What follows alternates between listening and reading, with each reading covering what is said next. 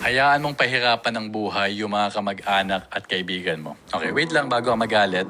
Pakinggan mo to. Hindi mo sila laging responsibilidad. Ang bawat emergency nila, ikaw ang sasalo. Ang bawat maling desisyon nila, ikaw ang sasagot. Hindi sila matututo.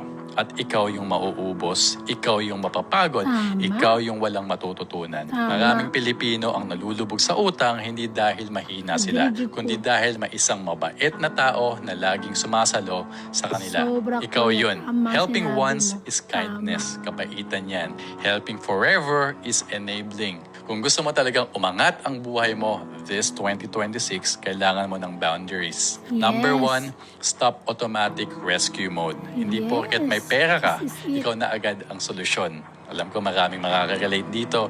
Dahil ikaw yung may pera, ikaw yung takbuhan. Hindi dapat Yes. ganun. Ask first, anong plano mo para di na maulit? Number 2, give advice, not just money. Skills and discipline ang kailangan nila, hindi band-aid solution.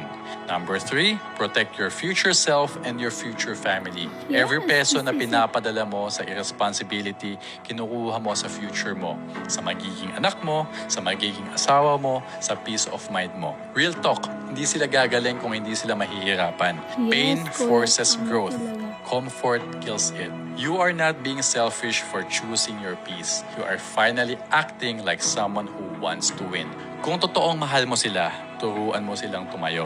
Hayaan mo silang matuto. Huwag mo silang buhatin habang buhay. Because Yes, one day, sobra you ka. won't be there and they Yes, need to yes, yes. survive without you.